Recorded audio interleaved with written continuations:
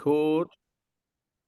So let's crack on. It's a whole bunch of slides, as usual, a whole bunch of slides to get through. So hopefully we'll find something of use. So hopefully you can see my screen there. Let's just click onto the presentation there. Right, can everybody see that? All right, is that looking okay? Julie, can you see? Is that looking all right? Okay, well, let's go on. Can you see the slides, Julie? Yeah. Yeah, it went off briefly. Good. All right, like, please just interrupt at any point. That's not a problem, and we'll crack on it. There's loads of stuff here, but I've already put the PDF of these slides on the Padlet. Julie, in fact, let me just put in the chat. Oh, I'm not sure where the chat button is on here. Anyway, at the chat, I'll put the Padlet link for you. All our resources, Julie, are there. So please have a route around there. You can see slides from the previous 4. This is our last one. And should you wish to watch the recordings, they're there as well. But probably going through the slides will be enough for you. But there's a whole bunch of other resources, from guidance reports to EF, from Researchable Network, literacy resources, podcasts, links, articles and blogs, all that sort of stuff. So hopefully something of use for you to have a look through on there. Anyway, so last one this evening, it's Oracy. So really quickly, we kind of looked at this quite a lot already, haven't we? That disadvantaged pupils, unfortunately, 20% less likely than it appears to reach the expected standards in lots of things, and supporting socially disadvantaged pupils to excel in literacy particularly is incredibly critical to closing the attainment gap, and actually also, as we've seen before, their chances and opportunities in life. So crucial that we get it right. Obviously, tonight we're going to be talking about oral language development, Oracy, and we'll look at the different parts of all that, and then obviously get into the evidence around it and some of the strategies that we can use. But this phrase right at the top there, weave through, not tack on, is really important and comes up time and time again throughout this, in that as schools, we should be planning opportunities to deliver high quality Oracy instruction, oral language development instruction in all our lessons. Not just sort of tack it on ad hoc, as it were.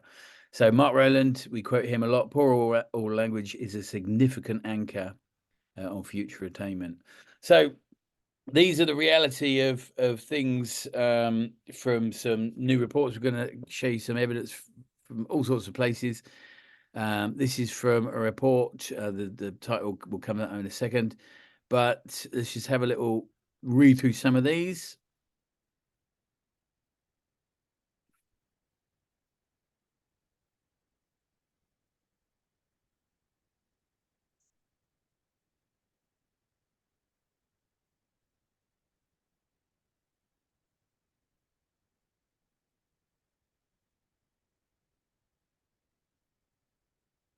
So some really stark things there.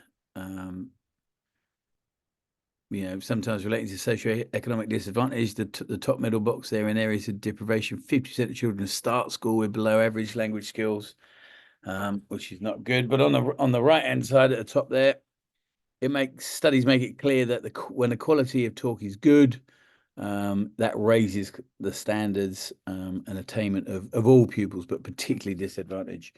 So what we're trying to do here is just paint a picture. So children who struggle to talk and understand words, 6 times more likely to fail English at age 11, 11 times less likely to pass math, twice as likely to have mental health problems, twice as likely to be unemployed as an adult. Again, it's sometimes not good, nice reading all this stuff. Mark Rowland, again, lessons where people struggle with language comprehension become something to get through rather than engage with. Obviously, attendance, we've mentioned before, but attendance, even if they're in school, that a lot of schools are dealing with what they call desktop truancy, where the kids aren't really engaging and are passive. One of the potential issues behind that could be then oral language development and maybe some speech language needs in particular. So that's what we're going to be kind of looking in. So here's the report that I mentioned earlier. The Listening to Unheard Children report came out just last September. So children who have speech and language challenges at school are more likely to fail in key subjects, more likely to be lonely, more likely to have mental health problems, end up in the criminal justice system, and more likely to be out of work as an adult. So really not very good at all. So again, just really trying to paint a picture of the importance and urgency of the work around Oracy and oral language development. 80% of teachers surveyed think that their children in their classroom are behind with talking and an understanding of words. An increasing number of teachers believe that they don't have sufficient training to support pupils' speech and language in the classroom. And this report reckons that there are 1.9 million children in the country with speech and language challenges. And you can see it sort of broken down a little bit there. I'll give you a second to just have a quick glance at that diagram.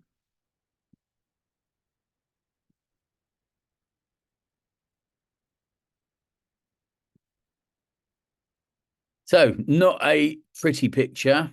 So just really quickly, just at the start, we'll pause as we do a few times, just to ask some questions and stuff. So a lot of the stuff that I've got tonight is a mix between stuff from primary school, but the evidence would suggest that, you know, the things that work well there continue to work. There's less sort of robust evidence around it.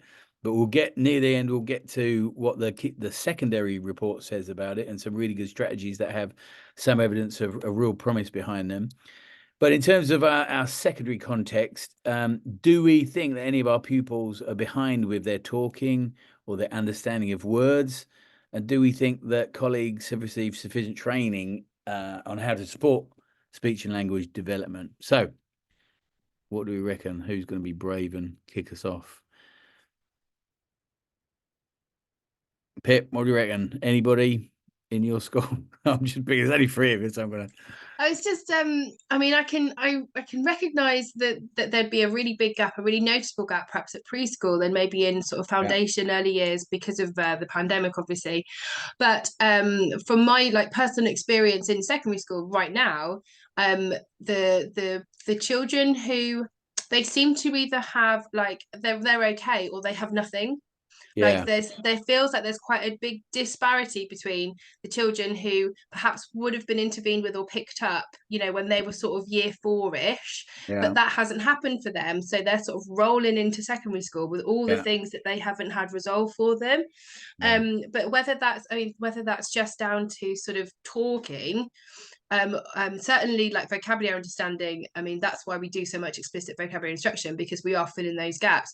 But I don't know whether I'm not a SALT specialist, so I don't know whether, I mean, I don't feel like I'm sort of qualified to be able to sort of listen into a conversation and be able to correctly identify, you know, that's what's missing. Whereas like if you know, if it's sort of curriculum linked, do we have an Oracy curriculum? Like, have I seen that on some sort of drama sort of Englishy plans in the past where there's like a curriculum for Oracy? There is. I've seen the national curriculum, certainly at primary school, mentions it, whether it's a separate strand or whether it's woven through. But there's definitely within the national curriculum at primary school I've seen. So again, I can't remember the last time I actually looked at the Key Stage 2 or national curriculum. I would be, I'd have to look into it for you, but I know for sure it's woven throughout the primary school curriculum, as it were. Stages there. I mean, I think sort of listening to each other and sort of using a lot of our children sort of seem to come to us with sort of emotional issues that they need adult intervention to help them sort of work out their problems, whereas maybe, you know, in the past that hasn't been quite so prevalent. And do you on that, I think there's a lot of times when actually one of the interventions for that could be helping them develop a better language around explaining their feelings, their emotions, and therefore being able slightly better to deal with it, have better relationships, because they're communicating better. Sort of being given the tools to be able to identify it, communicate it properly. Definitely. I know we talked about this before, but something you said a minute ago, Pip, reminded me that, you know, in terms of sort of dealing with the consequences of the pandemic and kids being out of school for so long, is that age group. Oh, somebody's come out. Paul is here. Nice. That age group where at whatever age they're getting a lot of this really explicit, you know, probably key stage early years and key stage 1 in particular, really good oral language development from the subject, from the primary teachers. If they missed out on that, you know, then they're going to be massively behind. And like you say, they'll be rolling through as a kind of not hidden group of kids, but eventually that's going to get to secondary school. There are going to be obviously problems from the pandemic for things that people have missed, all sorts of stuff. But I think you're absolutely right. The oral language development, particularly where they're missed out on really key early and stuff, that's maybe why we're seeing such a big increase in social and emotional health things at the moment. Yeah, absolutely. Paula, thanks for joining us. Yeah, missed much so far. Sam was just going to tell us about this. What about the second question? I mean, is this something schools do training on in terms of how to deliver Oracy better across the curricula? Not. I can't think that I've seen it. Yeah. Explicitly. I mean, we've talked about Oracy, and we've talked about, we've looked at the guidance report in CPD sessions, and we've looked at how to try and give opportunities to develop these things. But I don't think I have specifically ever had direct training to teach me how to, identify and, diagnose and fix. I wouldn't know how to do that. I think a bit like what Pip was saying, but yeah, I don't even remember having specific training during any teacher training either, to be honest. No, we've got a few slides coming up later about starting to identify some of it, but I think that there, like people were saying, a lot of this really explicit stuff is much more early years primary focus than secondary. But I think it's really useful to kind of have that as secondary teachers, in our minds, so we kind of at least have strategies with which to deal, hopefully, with students that are slightly lacking in their oral language development. Yeah, I agree with Pip in a lot of ways, where when I try to have conversations in, for instance, a tutor time, I find that there's a big disparity between the sort of eloquent pupils who read a lot and are able to articulate exactly what they're thinking, and the other pupils that clearly don't read much and also have challenges with their language, and they find it really hard to engage in those kind of conversations.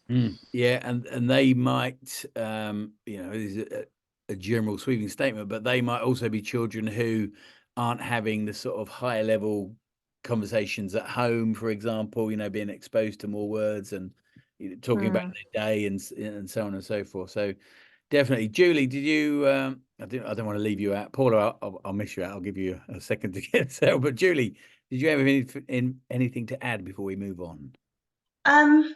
Yeah, so I'm probably slightly different to everyone else here. I teach at a medical school, and which means that, like you were saying in your earlier slides about how mental health can affect people. So like a lot of them, they'll come to us for a medical condition, but as a result of that, they'll end up with mental health problems as well. And I suppose it's easier to pick up on problems with oracy and speech because we're often one-to-one or in quite small groups. So it's probably easier for us to pick up on. And like you say, that link with reading a lot and being very articulate, you do see that in the students that don't read so much. Oh, brilliant. Thank you, Juliet. It's really interesting. Right, let's crack on and do a few more slides, and then we'll get Paula involved in the conversation as well. So this is a slide really relating to very early years, but just I wanted to put it in just to show that oral language really is, in the metaphor of this slide, really is the seed from which a lot of the other stuff develops. The literacies goals, I guess, of really good reading and writing at the end there, high quality talk, high quality comprehension, high quality writing, like we spoke about last time. So just a nice little how it develops. And again, this slide kind of saying the same thing, that expressive and receptive language is the foundation block on all of these building blocks of mental well-being, behavior, social and emotional development, all the way up to obviously gaining and retaining knowledge, which essentially is learning and being motivated to learn. So what we're talking about really, like I said, should be hopefully woven through everything that we do in lots of ways, and we'll look at the strategies as we go. So, all right, I'll just show you the answer. So, rather than stopping here, but so the question here is, why is language necessary for each of those 4 areas to flourish? How does it help some of those? So here are some of the answers. So in terms of behavior, which is a big issue in a lot of schools at the moment, it helps students become better self-managers, self-regulators, to manage and resolve that conflict, giving them the language with which to deal with conflict situations, allowing them to obviously follow rules, norms, understanding cause and effect, that sort of stuff. It obviously leads in, good oracy leads into, more logical thinking and more reasoning, that sort of stuff. Obviously on the left, learning by its nature is social, interactive. You've got to make sense of lots of new words. You talked about that. The first one, vocabulary. So language and literacy are the vehicles through which we as humans learn. But good oral language development can then help them become better problem solvers, better as learners, because they're more metacognitive, they're more self-regulatory. And then you can just have a little read through the social and emotional development ones down the bottom there. But it's, the better your language, the better you're going to be able to navigate difficult relationships and difficult social situations and emotional ones as well. So again, weave through, not tacking on.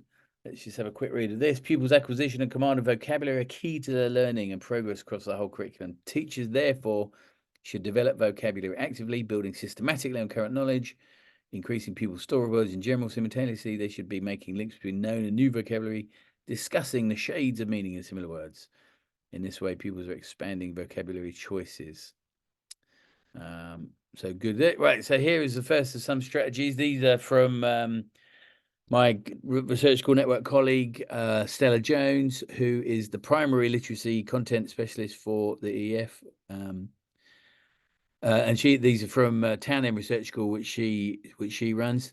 And I think they use it in their school, which is up in the northeast. But obviously, we talked about some of the reading comprehension strategies before when we looked at reading, and we have similar kind of resources about making predictions and inferences and asking questions.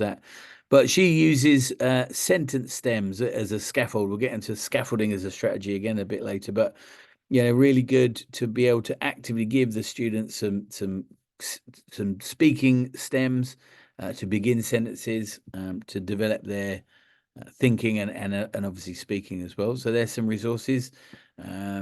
We'll scooch for that one. We've got loads, so I'm just trying to make sure we get finished in time. Again, we've said this a million times, but the language gap, the literacy gap is the attainment gap, says Mark Rowland. So the more we can do in the whole of everything we've talked about over this series, really is important in terms of attainment when they get to the GCSEs in our case and beyond. And we've said that already. Poor oral language is the anchor on future attainment. In other words, if we can help them develop that, it becomes less of an anchor. So early language is the most important factor in influencing literacy levels at age 11, even more important than behavior, peer relationships, emotional well-being, positive interactions and attention.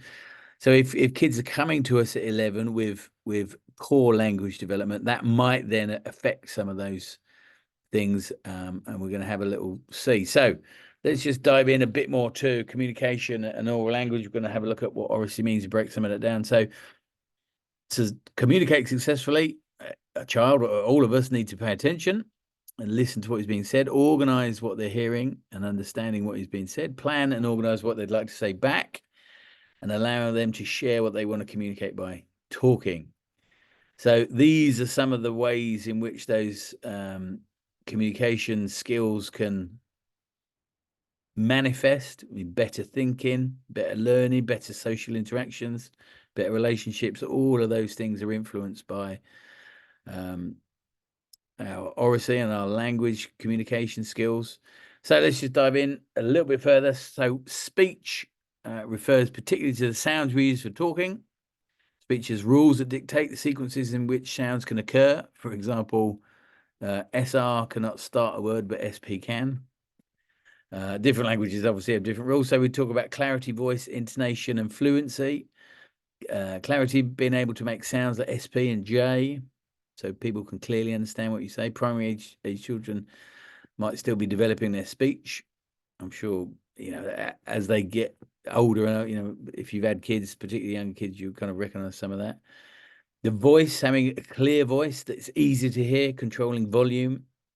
We talked about that a little bit when we were talking about reading fluency in terms of phrasing, in terms of volume, and the intonation, the pitch of your voice, that sort of thing. There you go. Intonation, the pitch and stress to make speech sounds interesting and varied.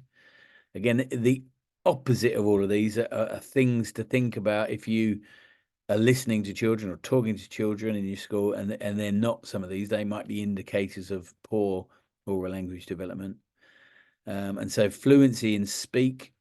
I have a pet theory. I probably shouldn't say this because I can't think of any evidence off the top of my head to back this up. But I think that the more we as a society use things like phones, where everything's reduced to minute sound bites and TikTok clips and things like that, I think fluency, particularly in terms of our oral language, might be affected by that. But I'll have to look into that and see if there's any evidence around that at all.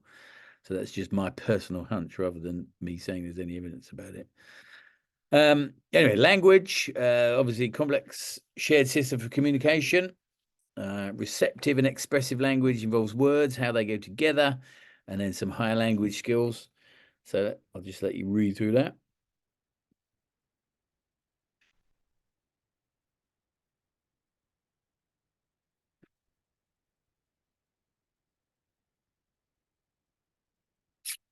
All these slides, like I said, are on the Padlet already, so I'll put the link in the chat before the end there for you, Julie, and you can come back and read any of these at your leisure. So higher level language skills really, it's about that inferencing, that real comprehension of actually what's being said, sometimes not taking it literally. And then, so we've done speech, language, here's communication, interaction with other people, non-verbal communication, and some of the rules about conversation. So interacting with others involves language or gestures, talking to people, obviously, being able to be empathetic, considering other people's points of view, non-verbal communication, body language, picking up on facial cues, understanding how the other person is feeling by picking up on that sort of stuff, and then perhaps responding in kind to that. The way teachers do all the time, if you see a kid is getting stressed, angry, anxious, we change the way we're speaking as we pick up on those cues from the child that might be nonverbal. And then there are lots of implicit conversational rules that, again, as expert communicators, as teachers, we might do all the time, but without really being conscious of that because they become so implicit. But like you see, it says no one really explains the rules, but it involves taking turns. So one strategy to develop this is to really set, if we're working in small groups with children, making sure that there's set boundaries, there's set rules about who speaks and when, what we do when we're listening. So how to listen as we talk. Some schools use things like slant. Some schools, have a variety of ways. So that would be kind of, I suppose, in a sense, a learning behavior, that they're taught how to listen well, listen actively. How close to stand next to somebody. We've all been next to somebody who goes a bit too close, not to do too much, too little, and when it's appropriate to change the conversation. So these are all things that perhaps we need to help the children that are struggling with this by making them explicit where they tend to be implicit.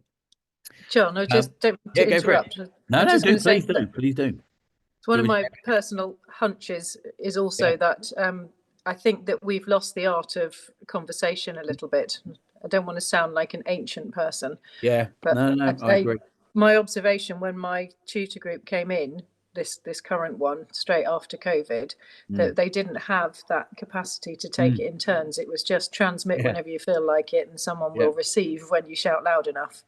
And we're still practicing, and we're in year 10 now. So it's I believe that sort of thing is really, really important. Oh, completely.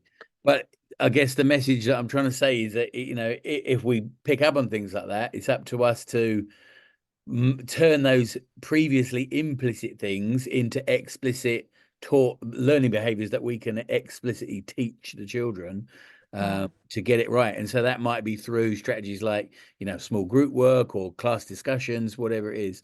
But now I'm totally with you on that whole. I think for me, it's, you know, obviously COVID and the pandemic, that social isolation that we all had to put up through, you know, that was a massive dent on talking to people. I mean, I only talk to people outside my family via Zoom and, you know, Teams and whatever during those 2 years, which in itself, you know, like when you come to Slinky, it's not like this, is it? Because we're all in the room and we communicate much more, you know, like we were saying just then, non-verbally and all that sort of stuff. I can look around the room and see who's bored or who didn't get the bad joke I said, or, do you know what I mean? Whatever, and, you know, you can adjust, whereas it's much harder on Zoom, isn't it? And Teams. Yeah. And it's the and same. I think adults have slightly lost their ability to sit and listen. They still, if you sit in training or staff meetings, I think adults also now will communicate over the top of the person who's speaking with each other, whereas that would have been considered inappropriate. No, and also rude. You know, yes, you're completely right. It's sort of, you sort of have to re-establish the sort of it's rude when somebody is talking or presenting for you to be carrying on with your conversation at the back. Something that I just wanted to butt in with, sorry, was that now that we don't do speaking and listening as you know, part of the GCSE, we have to do it obviously, but it is, I mean, it's probably the same in every school. It's sort of tacked on at the end as sort of like an afterthought, really, rather than sort of woven through, which is exactly what it should be. I mean, aside from sort of doing project-based stuff at Key Stage 3, where you've got them working in groups, then like present something at the end, it's not seen as vital as perhaps it was, you know, back in the days when we did. It was like a crucial part of the coursework, wasn't it? So we spent quite a lot of time doing it and developing it, and then sort of, you know, you're looking at a classroom of Key Stage 4 children now who are too frightened to stand up in front of their friends, mostly, to be able to sort of express themselves. And it made me think sort of like the YouTube generation, where, you know, you watch a YouTube video and it is somebody monologuing, like you said, Sam, about, you know, transmitting everything I know. I'm not looking for feedback. This is just what I want. So we have to teach them how to have conversations, definitely. No, totally. And we do, you know, the biggest, it's often reported that the highest number of, I'm not saying this right at all, my oral language is terrible on a Tuesday. The fear that people report the most, as in their phobia, is public speaking. You know, that's the one thing that people are afraid of. But, you know, surely at schools, we can give them in safe environments, starting small, you know, we can build up that exposure to public speaking. I've got we have a house system here. One of my house's leaders, she's deputy head of house. She's doing some fundraising for the Gaza conflict and, you know, and all that sort of stuff. But she's in year 11, you know, really capable girl, but she would not stand up with me in assembly and do an assembly to her peers. But it's not like that at our school. We have loads of music, almost every assembly, you know, the kids all the time are doing music, and millions of them. And you know what I mean? So it's not a sort of performative fear, I don't think. It's I've got to speak. You know, they'd be happy to stand up and sing or play the guitar, piano, whatever. Do you know what I mean? It is that sort of, I don't know, very strange. But just coming back to Sam's point, I totally think there's issues that are going to be ongoing from COVID.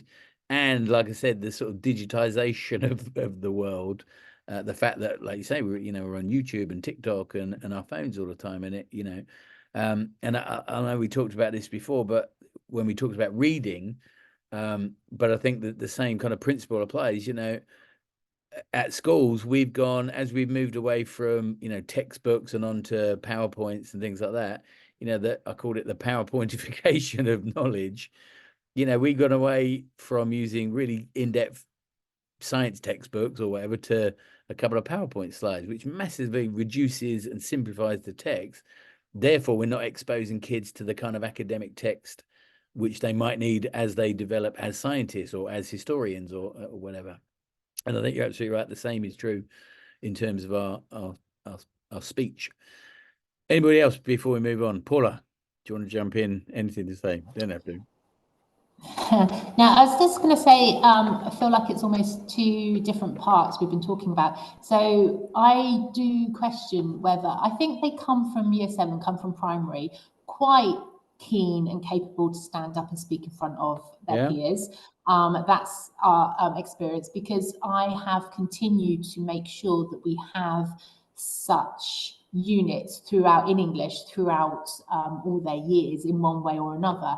So I feel like the performative part of a speech is quite different to them communicating as a team and communicating to us. I was literally talking to someone earlier, and the student could not understand how the way they were talking to her was rude, and they were kind of like, well, you have to earn my respect for me to talk to you like that. I'm like, no, it's just, this is how we are civil to each other in society, be able to communicate. And they kind of lost that. It's almost, and then one year little student walked past me, I don't even know him, walked past me in the corridor and wanted me, it wasn't even a high five, it was like a fist bump or whatever. I'm like, no, that's not how you communicate with adults, with teachers. And so, yeah, I feel like there's like those two elements. It's not, maybe even 3, not even just the way that they talk to each other in an academic setting, but how they talk to adults and how they're able to communicate themselves to adults. And I think that the standing up in front of people, I feel like definitely in secondary school, that gets lost a lot with the peer. I think it always have, even before COVID. I feel like they come to us, like I said, really keen and confident, and then you just see them like wither away by the time they get to year 11 of having to do any sort of spoken language. And you think that's through lack of opportunity to continue that? Well, no, not just, because I've always made sure in the English curriculum that it's absolutely there, one way or the other. We do quite a few, like there's always one big unit a year, but it's more than that. I feel like it is the teenage years there as well, and the peer pressure building up for them as well, because you always have those who can shine on it and perhaps go past that, but like the amount of times you've had the cool boy who, well, last year literally fainted on me because he had to catch him at the front of the class because he was like, you wouldn't know it, and then suddenly there he's fainted, and I'm like, well, there goes your status, mate, unfortunately. But so I don't know, I think it's a teenage thing as well. Yeah, well, there's obviously a lot going on in the teenage brain that isn't in an adult brain. You're absolutely right. And I think you're absolutely right in terms of, I mean, I'm just thinking when you were talking about the kids high-fiving you in the corridor and, speaking rudely, or that they don't understand that they're speaking rudely. There's so many kids out of school that do exactly the same. And even we got one little boy who, I don't even think he knows it, but he just makes weird noises all the time. I don't even think he's aware of it, but he's communicating on that level, sometimes perhaps unintentionally. But anyway, right, come on, let's crack on. Thank you very much for those. So I think I mentioned this before. Certainly, there's a blog about it. I'm pretty sure he's on the Padlet. I think this one, but just a good way to kind of think about it. Talk, reading, writing. The sea upon which all else floats. So really important for us to continue to weave it through rather than tack it on, exactly like you were just saying, Paula. So some of the things we kind of mentioned these already, so we can scooch through some of these. But I think, in terms of, behavior and having those conversations, that, understanding the way in which to talk to people in the corridor, absolutely really important. And we just need to be really clear with the children and teach them explicitly, and oftentimes again and again and again until they get it. Social development. I'll give you a chance to read those things. I think it's that 4th bullet point down there, I think, is exactly what we're talking about in it, Paula. Understanding norms and rules for different environments and different situations, different people, whether you're talking in the playground with your friends, whether you're talking to Sir or Miss in the corridor, it's just different. But maybe they don't know that, and we need to be a bit more explicit about that. And then obviously the more we develop it, we talked about these emotional development. These are things that we can build and kind of get out of. So communication skills, important in building and maintaining relationships, understanding, expressing feelings, emotions, blah, blah, blah. We've got millions. Sorry, I know I'm scooching through some of these. So let's have a look at some of the needs now. And there's a couple of slides, I think, in a minute that are kind of things to watch out for in terms of not necessarily diagnosing a speech and language communication need, but certainly in terms of recognizing that it might be a child that needs a bit more development. So here are some factors. Again, they're painting a really difficult picture, isn't it, sometimes? But I'll just give you a chance to read through some of those little factoids.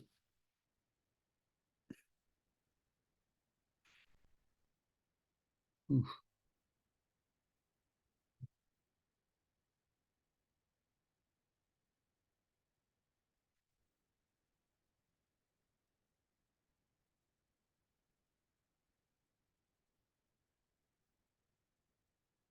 We're having this conversation in our school at the moment about we're having a sort of behavior reset because we our head left at Christmas, and so we've got a not part-time. What do I mean? Somebody doing the job until we get an appointment. We just advertise actually, but so we're having just a bit of a behavior reset as you do from time to time, and so we got this reset room. So if they get a lunchtime detention or a break time detention, if they miss it, they then get put in a reset room for a period of time, because to try and teach them you should go to your detention if you got one at lunchtime, right? But it's I was making the point that actually for some of the kids that are in there, who are then exhibiting these weird behaviors, apart from making them just sit in there, I'm really thinking about the bottom one in the middle here about isolation booths. It's not quite like it's a classroom rather than an isolation booth, but rather than just making them sit there, actually that might be a place for targeted intervention, particularly around speech and language and communication, but even the specific learning behaviors that we want to teach the children. So 5 straight days in isolation booths, it said, more than 200 pupils. I mean, what a massive waste of time. It's like being in prison, that. But also, it might be a case where those students are the ones that need that targeted intervention to develop the speech and language communication and other things as well, I'm sure. Anyway, so let's just move on. So these are some of the things that we might be able to spot on. These are some in younger children. It says it's usually easy to spot the problem. So by the time they get to reception and early primary, that's what they should be doing. And therefore, if they're not able to do that by the time they're with us, that it might be a case that they might have speech and language or communication need. And then these are some of the questions or things we might want to look out for. I'll let you read through these.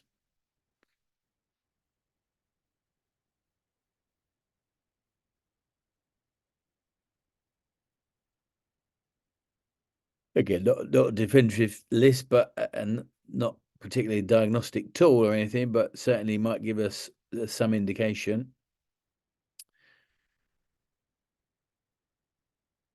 I think the third point down there, we probably all recognise that sometimes the children who are acting out in lessons are the ones that perhaps need a bit of support in terms of the learning, whether that's through some sort of adaptive teaching or scaffolding or, again, a targeted intervention. So let's just have a look at whether we can make our classrooms a bit more communication friendly. So thinking about physical factors, the adults, and some of the environmental factors. So these are some of the key features that we might want to think about.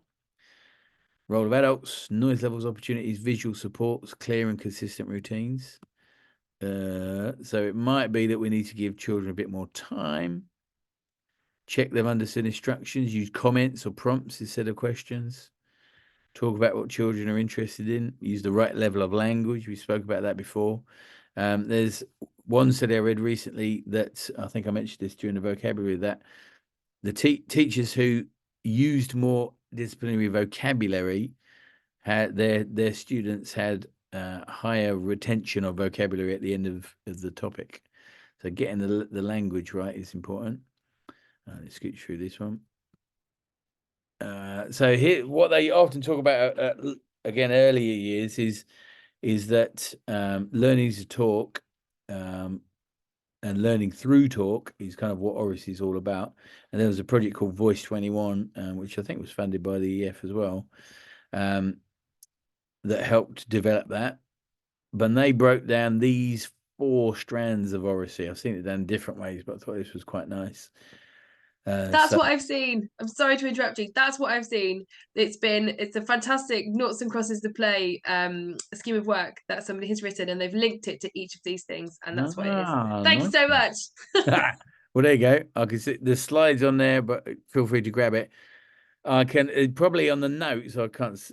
I haven't quite worked out how to see my notes at the same time as delivering a shared screen, but I might be able to in the notes for this. There might be a link to the actual document this comes from if you want me to have a search for that, but you can screenshot or whatever from the PDF anyway. But yeah, pretty good. So yeah, again, let's thinking about weaving through, not tacking on. You know, somebody that is planning a curriculum that actually hits on a lot of these stuff explicitly would be a really good Oracy curriculum, wouldn't it? Really developing their oral language, which would be fantastic. So you can come back. So dialogic classrooms. Dialogic classrooms involve things like high quality teacher talk. Again, I'll let you read through some of that. We talked about modeling in quite a lot of different aspects across this series. Modeling the use of vocabulary and thinking about learning new vocabulary, modeling reading fluency, reading comprehension. And again, really interesting down the bottom there about purpose of questions should be planned. So a lot of time, again, a lot of questions I ask are probably sort of off the cuff rather than, you know, in essence, rather than really planned. But actually, maybe we should be spending a bit more time really carefully thinking about the questions that are going to elicit the responses we want, thinking about the purpose behind our questioning. And then high quality student talk. Again, these are things that we want to start. We want to get them talking confidently, encouraging them, thinking about that, you know, what a confident speaker is going to sound like. But also talking with others, helping them with the group rules and so on. We can be modeling that. And in terms of disciplinary stuff, you know, talking like a scientist, talking like a mathematician, talking like an expert in the subject. And that's, again, coming back to our modeling of that and our scaffolding of that to help them become more of an expert in their talk. I know I'm going quick here. So obviously different levels of interactions, student to student, that we can model first, rehearse, right? We did a bit of that when we talked about readers theatre, for example. It's a good way. I know it was about reading, but you know, that the kind of group where we're giving them roles and that. And of course, student-teacher interaction is really important. So here's one. A lot of these I appreciate a little bit more primary focus than us. But you know, I think all of this stuff is really important. I think that first sentence there, particularly when we're questioning for understanding, the pupil's response is the fulcrum of the exchange, because depending on what they say, our response will pivot on that. What's the next question? How do we support them? How do we challenge them? How do we stretch them? And that's what we're after. Conversations with cognitive challenge, getting the kids to really think deeply. I can't remember who said it, but you know, memory is the residue of thought, is a quote from somebody or other. I can't remember who it is off the top of my head. But getting them to really think deeply about things is going to help them learn. Okay, so we might want to adapt our language, scaffold their language, and we'll look at some strategies how to do that in a second. Sorry, I'm going a bit quick, but I know how many slides we've got. That's all. So some of the ways we might want to adapt our language, we might want to think about the questions we're asking, how many we're asking, how much we talk. again, with our little reset that's going on at the moment here, we're trying to be really clear to teachers about we want clear, explicit instruction and stuff, but we also are aware through lesson observations that, some teachers can literally talk for the entire lesson, which, for a lot of students is really not. So it's just being aware of how much we talk, planning the right times. Are we cognitively overloading students? Are we giving them opportunities? Are we not providing them opportunities to talk because we're talking too much? How long our sentences are, how complex they might be, and so on and so forth. So it might well be worth thinking about some of those things. Again, this all comes back to this evidence around, really knowing and understanding our pupils and their needs in order to allow us to do this more effectively for them. That's kind of what I suppose adaptive teaching is all about, isn't it? So too many questions might mean children can only give answers. Not sure what that means. Children might say less. The quality might be lower. Fewer opportunities to talk with others, develop their communication skills. Less opportunity for exploring and expanding thinking and language. And I think this is probably talking about too many closed type questions. But it is that last one there. It's questioning for understanding is really important, and making sure that we get class coverage of that really, really very important, because if we're only taking the first answer from the kid that does understand it and moving on, we might be leaving behind children that didn't understand, are struggling, not making the right progress. So ways of questioning would be important too. So I'll just let you read that. So a bit of reading in it today.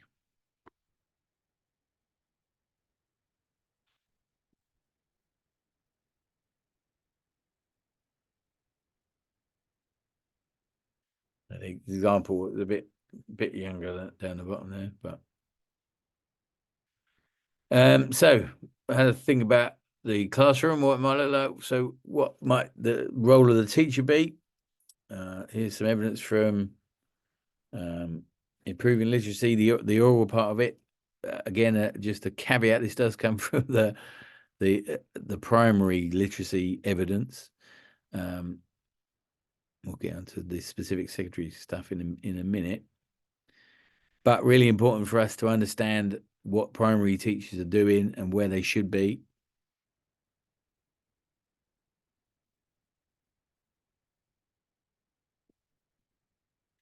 Just read the last sentence there. That ensuring all children experience effective language support requires a considered approach appropriate to the needs of individual children. So again, it's that adaptive. We need to know the children first. So this is from the Key Stage 1. This is recommendation 1, which is develop pupil speaking and listening skills. And that they're the things that it says from there. So underpinned by really good systematic evidence. Really important for us to get right at Key Stage 1, but there's less evidence in terms of how far this goes into secondary. But I wanted to include it for us to understand that the evidence is good in the younger years, and often when we get to the secondary evidence explicit, you'll see that there's lots of links as well, actually. So shared reading, for example, in there. Collaborative learning we talked about. Again, we'll have a look at some strategies, ways to do this, but here are some stuff about collaborative learning. So that thinking about the task design, thinking about that flexible grouping. There's good evidence around that. That's really useful for disadvantaged children and children with SEND in particular. Ensuring all pupils are supported fully, that it's scaffolded correctly. And of course, for us as school leaders, the PD around this might be important to think about. I'll give you a second to finish reading that.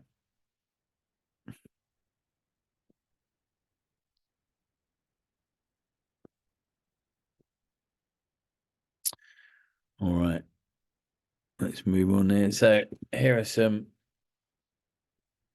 further tips on this.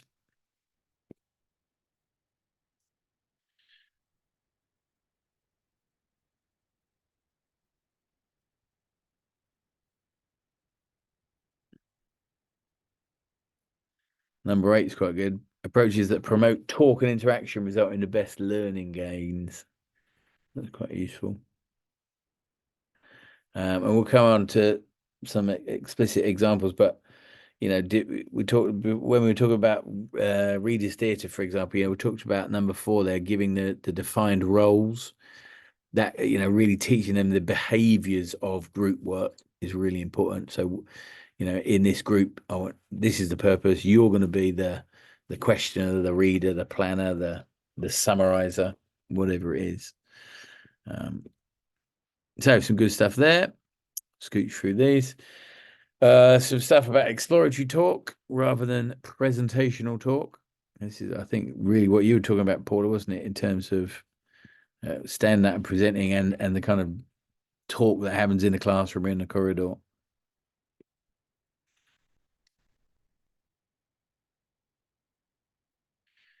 All right, so I know I'm going really fast. I'm really sorry about this, but I want to get to some. Well, I want to finish before 5 o'clock for sure. So, yeah, ingredients of dialogic classroom, say the purpose of talk, the structure of it, what scaffolds are going to have, and then that reflection time.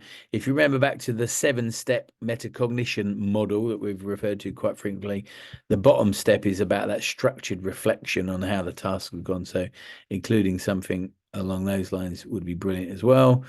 Things to think about when we're talking about the purpose and planning for talk outcome. You know, these might be some of the benefits, the goals of it, maybe. I want to make sure that it's challenging, that relationships are built, and so on and so forth.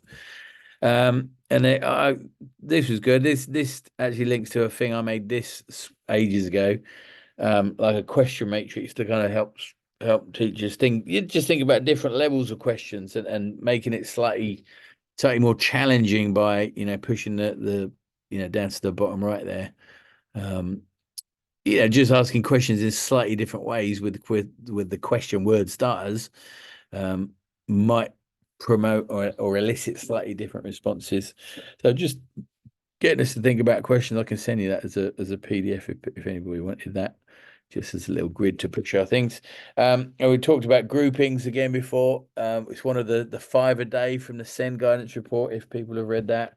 So children with SEND, that includes things like oral language development needs, flexible groupings, really important, but obviously it has to be carefully considered depending on the task and the nature of the outcome and so on and so forth. But yeah, here are some ideas of how to do that, some different strategies that you might employ. Again, this all comes down to knowing the students, pairing them or putting them in groups with you know, with different levels of oral development, for example, might be useful. When we're talking about reading, sometimes it's good to put a strong, confident reader with a weaker one, you know, for various reasons. So knowing our students is really useful when it comes to being able to make flexible groups work for everybody. And then some of the roles that you might use in some of the different groups. Again, we've talked about summarizer was one from the reader's theatre, but you might have an instigator, a builder, a challenger, clarifier.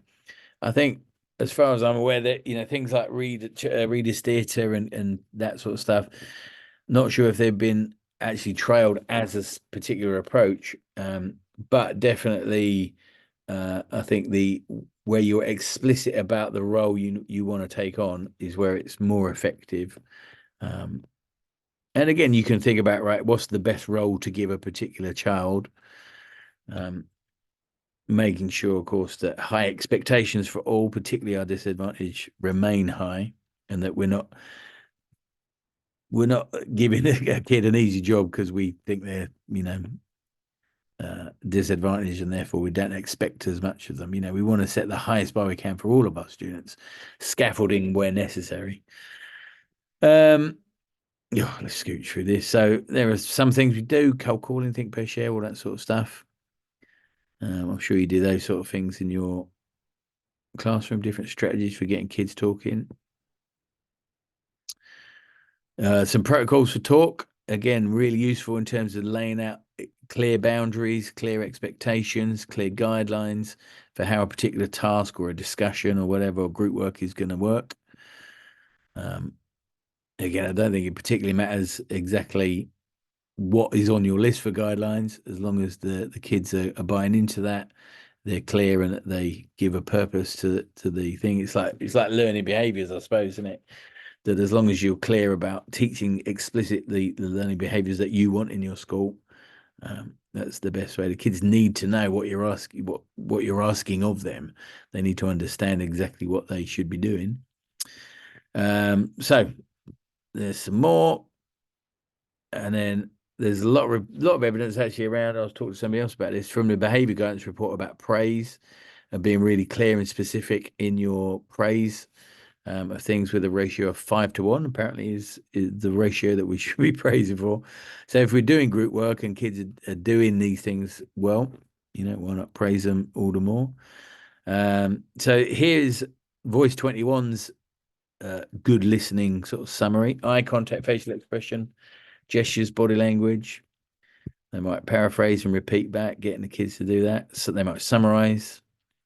That you might want to ask questions, smiling and being aware of the impact you are having on the speaker. So, we mentioned things like slant. I'm trying to think of others that I've seen. I have my own in my classroom. I tell the kids that, they should, be not fidgeting. I want to see their faces. They should be looking at me. Yeah, whatever it is, I don't think it particularly matters, as long as it's encouraging good listening for them. John, just interrupt. Yeah, go. Let's just go back to the last one. Bodoink. Yeah, it was the bit at the bottom I found amusing. Well, two bits. One of them is the eye contact, which I'm having to ask a lot of children to lift their hair up so I can see them. All the boys are growing their hair down to their noses behind it. And then the other one that was the laugh but know when to stop laughing. And I think clap as part of an audience, but know when to stop clapping. Yeah, absolutely. Well, talking of which, it just reminds me, I saw on the news recently that in theatre land, there's this big stuff going on where a lot of shows are getting, since COVID, like standing ovations, and there's this big talk. Did you hear this? That they get a standing ovation almost every night, whereas pre-pandemic, it was much more infrequent. A really amazing performance would get a standing ovation, but apparently now almost every show, audiences are standing up and giving, really extended ovations and so on and so forth. But it's kind of like, knowing how long to clap for, how long to, like you say, how to laugh for or not. Well, what else I was going to say? Something else, but I can't remember. Totally forgotten. I think, again, I don't think it matters the structure or how you do it. A lot of schools, like I say, have their own protocols for this. I know at Michaela's school, if you ever heard of that, because some of our colleagues recently, or a couple of months ago, went to visit, and they do this thing where they've got to put their arms like this, or something, and sit up straight, or whatever. I'm sure I didn't go, so I'm just paraphrasing, repeating. But so, I don't think the system actually matters, as long as you're in this case encouraging, good listening and so on. Yeah. Anyway, let's crack on a little bit here. So scaffolding. I'll let you read that for a second. I think I said this before, but it's really important in terms of the evidence that we want the highest expectations for all our students, particularly disadvantaged, particularly SEND, whilst recognizing that some of those students might need scaffolding to get to the highest levels. That scaffolding is and should be only a temporary structure that should be removed. There's been this move away from differentiation towards what they call adaptive teaching. One of the reasons behind that is that with differentiation, there's a possibility that you give the disadvantaged kid, the pupil premium kid, the SEND kid, an easier worksheet, and therefore they just do that, and they actually haven't been challenged to get to the highest achievement point or outcome or whatever. So nothing wrong with giving scaffolding, but we need to continue to push those students that get to a point where that scaffolding can be removed. and they're operating as independent learners, achieving the highest outcomes for themselves. So anyway, that's what the second bullet point there is doing.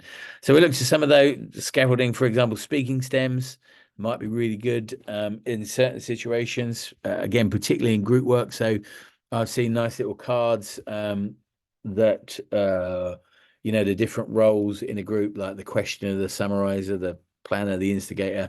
Sometimes you get little cards that has, sentence starters for somebody performing that role within the group to kind of help them to be speaking better within the role of that group. And then, like I said, particularly metacognitive, really good metacognitively and self-regulatory to reflect on experiences for the students to provide for us to provide structured reflection time, structured reflection activity, so that they get better at stuff. Obviously, that's the point of it. So I'm not sure what that's all there. Can I just jump in there quickly? Push can Pip, go. I think I remember doing quite a lot of this stuff sort of 15 years-ish ago. Yeah. And then I don't know what happened, but then we sort of were encouraged to move away from lessons like that, because at the end of that hour there would be no proof of what learners had been doing. Do you have any sort of recommendations as to sort of how we can navigate that at this time? When you say, what do you mean in terms of? Well, so when you're on a learning walk, you have expectations that you're going to see, specific things in people's booklets. And depending on your sort of management, some schools have issues with there being lesson where there isn't anything being written down. So as part of that culture of sort of buying into the idea that Oracy is crucial to everything else, it feels like a cultural change rather than because it should be woven through everything. I feel sort of like, from my experience anyway, literacy is explicit vocabulary instruction, and it's reading in every lesson. That's where we are on our journey right now. But in order that, it feels like a really big leap to go from those tangible things that can be written down in evidence to Oracy.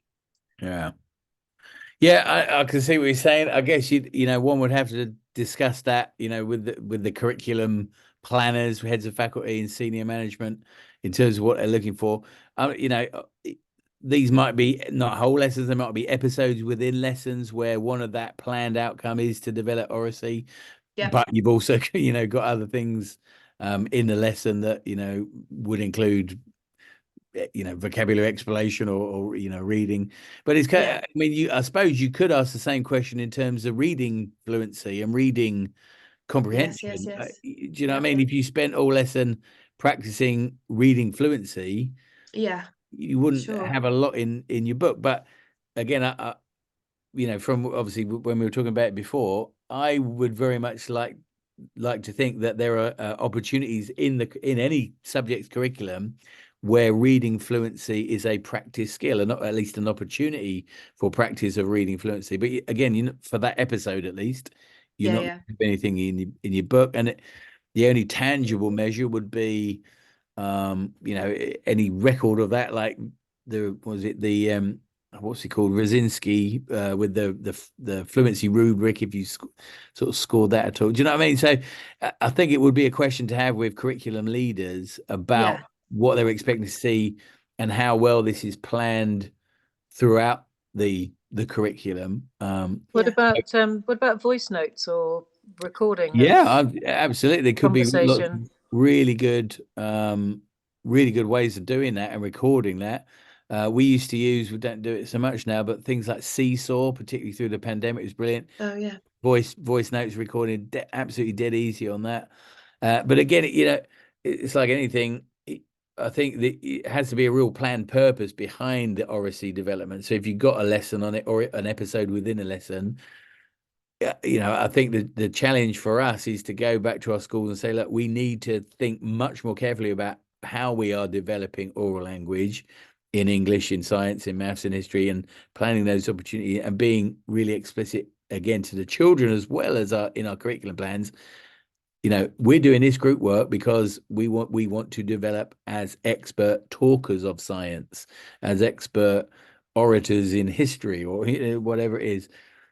Do you know, is that of any use.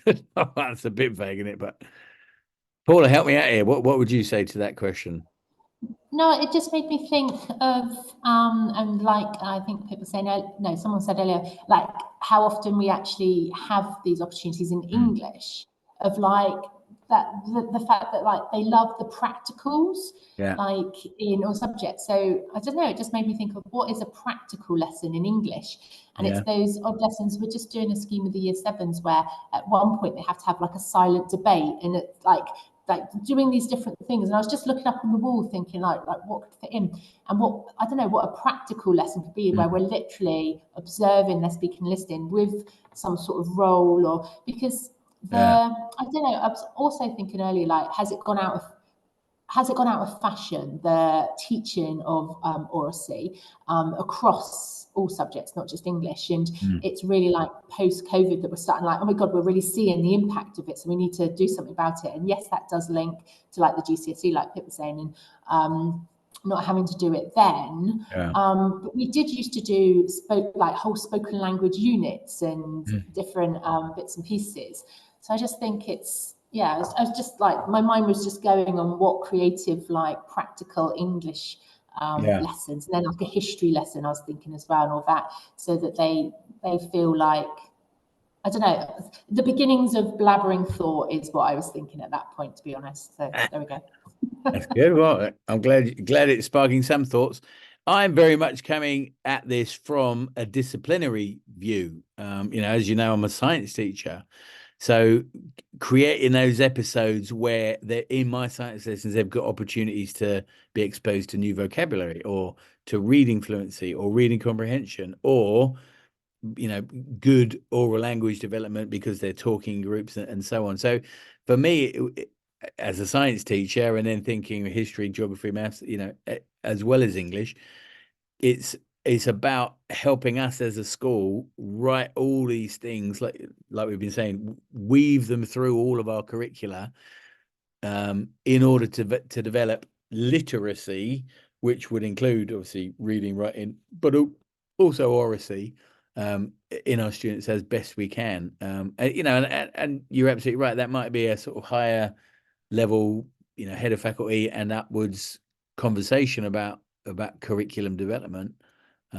But I just think it's massively important. Like, I know it's always paints a bad picture, but all the facts and evidence and research from the reports, about everything to do with literacy, is that, if we get that right for the kids, we are doing them a humongous favor.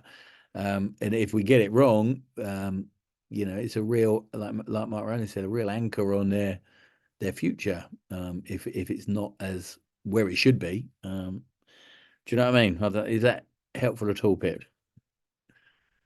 Because she said, okay. Right, come on, let's crack on, because I keep looking at the time. We've only got 20 minutes. Right, I'm really sorry. So I'll tell you what, we'll scooch through, because there's definitely a bit I want to go. We're nearly at the bit I really want to make sure we talked about some of this before. So there's loads of stuff. Please have a look through all of this stuff on the Padlet, which is all there. So that a lot of that stuff, like I said, directly comes from a lot of the evidence for it, at least, comes from the primary sector.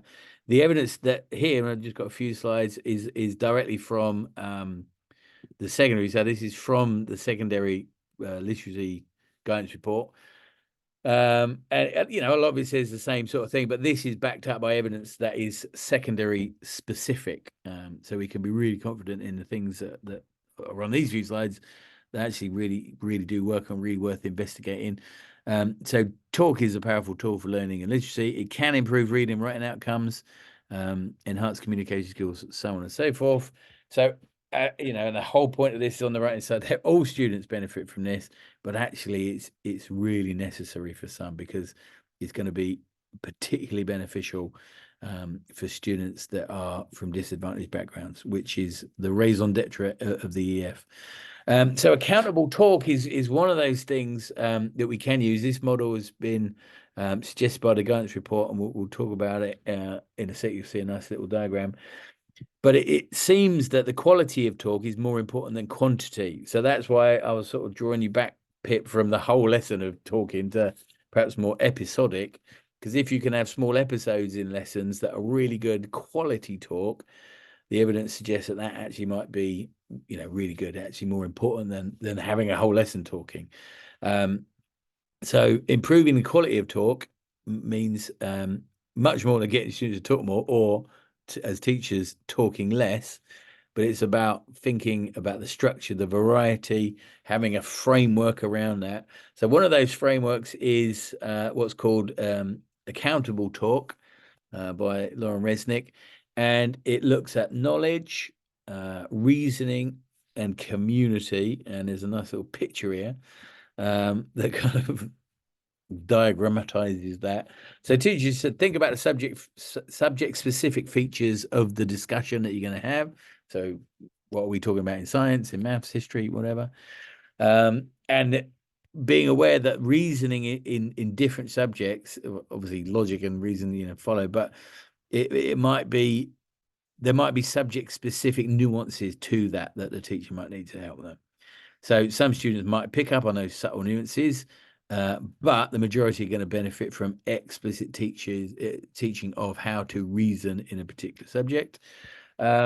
There might be a commonality in ways students are accountable to community in different subjects, but it might look slightly different in different disciplines. So in addition to expectation about conduct, accountability, community also emphasizes the importance of making students feel their contributions in class matter. So for example, by emphasizing the value of errors. So there's some good evidence, I think, around that. I'd have to look it up for you though, about that in maths, where jumping on the error that a child has made rather than making the kid feel bad actually can be really useful in terms of helping students to learn more, because actually learning from mistakes and understanding why we've made them. So I'm thinking that might be really useful in maths, science as well in particular. And then, of course, we've talked a lot about this, but metacognitive talk.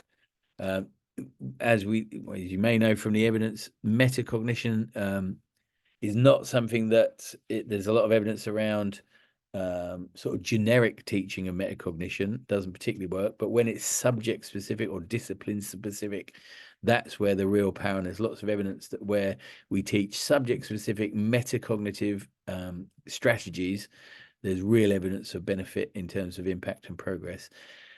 So where that occurs in science, in maths, in history, geography, and so on, that's where we can jump on that, use that as opportunities to develop students' metacognitive talk.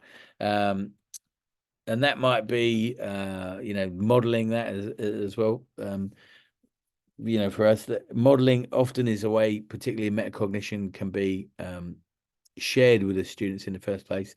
So there's evidence around self-talk as well. And here it talks about elaborative interrogation, which again, you might come across. We talk about sometimes in the context of revision lessons and skills and things like that. So it's where students generate explanations for why something is true. So there's an example there from maths. And self-explanation. So students are there prompted to ask questions of themselves about what they're studying. So there's another maths example. So in both of those cases, elaborative interrogation and self-explanation, there's promising evidence, at least, relating to understanding retention of information. But more evidence perhaps needed on those. So that's some of the evidence around secondary talk. How can we do that? So putting it into practice. So we talked just a minute ago there about teacher modeling. What does effective talk look and sound like in their subject? So that it's going to be the language, going to be the vocabulary, the ways of reasoning, the ways of thinking through. I often do that with Key Stage 4 students around my thinking around exam questions. When you get an exam question in science, what am I thinking of when I read it? You know, what do the question, is there clues in the question that point me to certain things, and so on and so forth. Deliberately sequencing talk activities alongside reading and writing tasks to give students the opportunities to practice new vocabularies. So again, you know, that's a bit more episodically woven through than it is, you know, whole lessons of talking. But again, it's without deliberate planning of that, and that might even be writing it into specific lesson plans, or at least points it in a curricula, in a topic, then that is more likely to fall away. So it has to be in front of teachers' minds when they're planning. Using sentence starters and prompts, we saw that from Stella Jones and Townend Research School, those sentence starters. I'll let you read this. So ABCQ might be one method. And a teacher can use some of their questions to prompt them to go further down there. Questions, the type of questions, open-ended ones are really important. Coming back to that little grid, how might is a bit more open than what is. Here are some more settings of goals and roles. So again, using some of the different roles for group work, for group discussion, but ensuring students have a clear goal. Often useful also to think about time on that as well. Setting real parameters of time for groups to work within. Excuse me. So summarize a question of their roles mentioned there. And again, you can scaffold that. You're just going back one, scaffold the group role with sentence starters, prompts to think, modeling as well. Using wait time to develop students' responses. I mean, again, explicit pedagogies that we might need to spend some time doing some PD on for our staff in order to, give this a go, and see how that affects the answer that a student gives. If you hear them out the first time and let them, without saying anything, let them see if they add. Often in conversations, it's true in it that you often, if you leave a gap, it leaves a silence, a void that quite often the person you're talking to needs to fill. So that is the case with students. Hopefully they're filling it with reframing the question, extending it, adding vocabulary, reasoning, and so on. Giving precise feedback is really useful as well. So we might praise the student's use of evidence, but then we might also praise the fact that they're following the norms of discussion. And again, that could be in the corridor as well, couldn't it? We were talking earlier about high-fiving and stuff. We can praise when they get it right, the corridor entrance. Thank you for talking to me like a student should talk to a teacher, for example. So it might be helpful there to create some whole school routines related to behavior. We've been saying that throughout, haven't we? Oh, there we go. Crumbs, finished. All right, so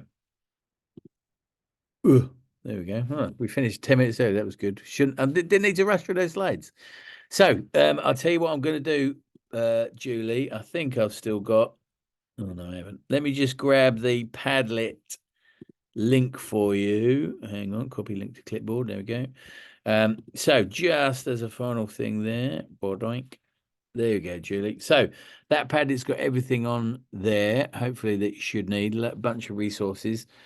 If anybody needs anything else, whether it's physical guidance reports, some of the resources we can get some of those printed out and sent to you if you need physical copies to help with colleagues in your setting. For those of you that are around, I know Slinky is, I can't remember when we said now, but coming up in a couple of formats this term. Slinky, Julie, is the secondary literacy implementation network for Cornwall that we run. I think everybody apart from you goes to it, but you're very welcome. And we're doing some people are going to visit GTS, which is Great Torrington School in Devon. Wait, are you doing that, Pip? Anybody doing that?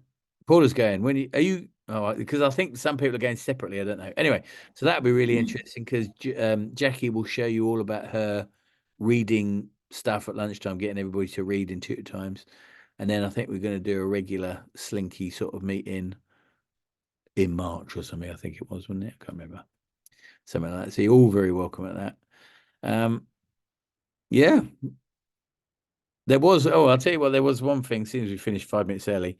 There was one, in fact, I've asked Victoria to send this, a trial that's just come out. It's a teacher choices trial.